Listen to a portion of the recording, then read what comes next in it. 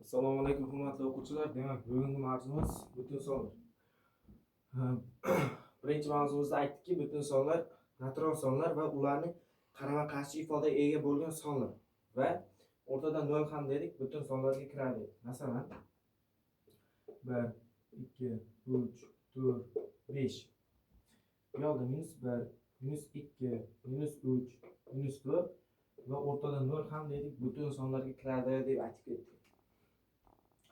Butun sonlarga dedik, faqat butun qismi, yarim qismi kirmaydi. Masalan, 2,5 butun son emas deb aytib ketdik. Xo'p, demak, bugungi mavzumizda o'shalarning qavsini ochish, butun sonlarni kvadrati, manfiy ishora chiqarib, musbat ishora chiqarib, o'shalarni o'rganib olamiz. Aytadiki, -1 ning kvadrati nimaga teng desa, mana bu -1 ning ikkinchisi ham deb o'qilishi mumkin, -1 ning kvadrati deb ham o'qilishi mumkin. -1 ning ikkinchisi nima degani? -1 dan 2 degani. -1 ko'paytirilgan -1.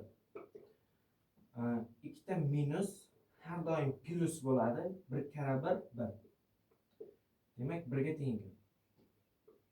-1 ning 4-inchisi esa -1 dan darajasi 4 marta ko'paytirilyapti, ya'ni 4 marta ketma-ket ko'paytirilyapti.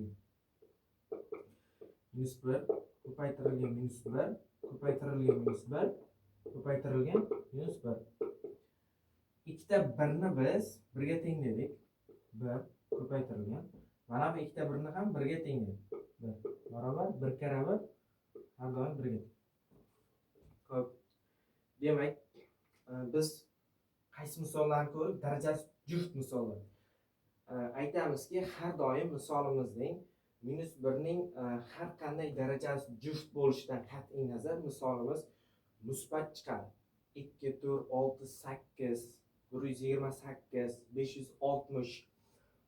Demak, darajasi juft bo'lishi kerak ekan. Oddiy tilda yozganda -1 ning darajasi juft bo'lsin. Juft. Har doim musbat chiqadi ifoda. Demak, endi javobi musbat chiqadigan darajasi juft sonlarni ko'r. Endi darajasi tog' sonlarni ko'ramiz. Buni yozib olamiz.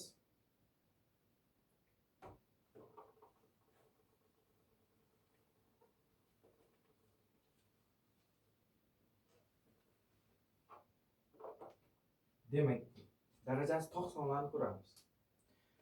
Darajasi tog' -1 ning kubi. -1 ko'paytirilgan -1 ko'paytirilgan -1 barobar. Mana bu ikkita dedik, 1 ga teng dedik. Ko'paytirilgan mana bu bitta -1. Plusga minus har doim minus son 1 kara 1 1 ga teng. Demak, -1 ning 5-inchisi deydi. -1 ko'paytirilgan -1 ko'paytirilgan -1 ko'paytirilgan -1 ko'paytirilgan -1 deydi. Mana buni ichiga teng desa, mana bu ikkita -1 ga -1 bizga 1 ga teng dedik. Ko'paytirilgan. Mana bu ikkita ham -1 ga teng dedik. Ko'paytirilgan. Mana bu bitta -1 ga teng. Demak, mana bu ikkita 1 ko'paytirilgan -1. Javobimiz -1 ga teng. Demak, biz o'ylaymizki, darajasi tog' bo'lsa, har doim minus chiqadi deb aytamiz. -1 ning darajasi tog' bo'lsa, har doim ifoda chiqadi. Daraja juft bo'lsa,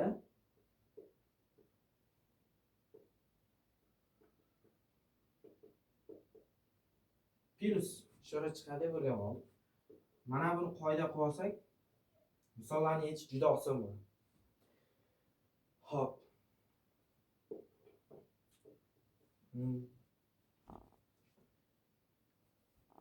Biz aytadiki, 2 ning kubi deydi. Yo'q. -2 ning kubini mana shu ochib bering. Biz aytamiz, o'ylaymiz. Darajasi juftmi? Juft. Demak, har doim minus saqlanib qoladi. Minus saqlanib qoladi.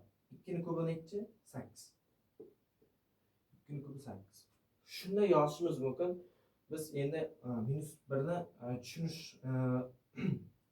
o'quvchilar tushunish uchun maydalab yozdim. Minus 2 ni mana bunda minus 2, minus 2, minus 2 deb yozish shart emas. Bu kichik sonlar. Shunday shunchaki hisoblashimiz mumkin.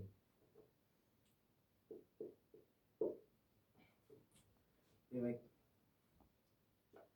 4 ning kvadrat minus 4 ning kvadrat. Kvadrat darajasi juft, demak minus saqlanib qoladi. Musbat bo'ladi. Plus, ya'ni plus sonni ishorani yozish shart emas. 4 ning kvadrati 16. Hop. 3 ning kubi deylik. Minus 3 ning. Teng. Minus 3 ning kubi daraja toq minus saqlanib qoladi. Demak, 3 ning kubi 27 ga teng. Endi bizni chalg'ituvchi chalg'itadigan savol berishi mumkin. Qanday savol? Aytadiki, minus 2 ning deydi.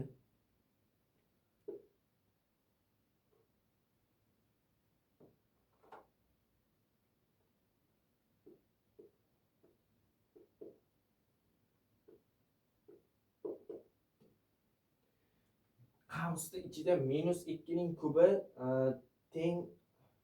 tengmi yoki minus 2 ning kubi ikkalasi bir-biriga tengmi deyapti. Demak, buni qanday ochamiz deganda, buni shunday ochamiz-ki, mana bu ikkita qavs bo'lsa, mana bu ko'p daraja ham minusga tegishli, ham 2 ga ham tegishli. Shuni toq qilsak, ikkalasining javobi bir xil chiqib qoladi. Shuni juft qilaylik. 5-inchisi qilaylik. Mana bu daraja 5-daraja deyiladi. Mana bu minusga ham deyiladi. Nima toq bo'lib qoldi?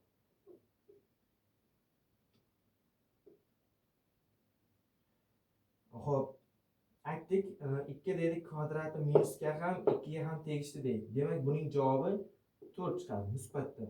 Mana buni javobini 4 chiqarib qo'ya olmaymiz. Chunki bunda qavs yo'q. Bu 2 kvadrat faqat 2 ga tegishli, faqat. Mana bu oldida minus saqlanadi.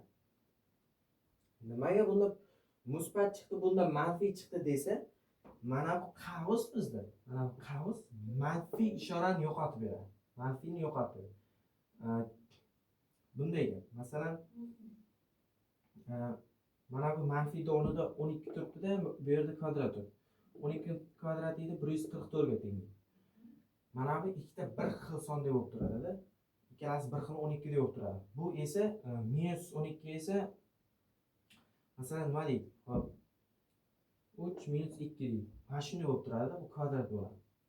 Mana bu faqat 2 ga tegishli, 3 ga tegishli emas. O'shanday gapda. Mana bu minus ham begona, 2 ham begona bo'lib turadi. Bir-biridan ajrab begona deb bo'lib turadi. Mana bu qavsning ichida son esa mana bu kvadrat ikkalasiga ham birdaniga olib ketadi. Demak, butun sonlar mavzuimiz juda qisqa. Bugun mavzu shundan iborat.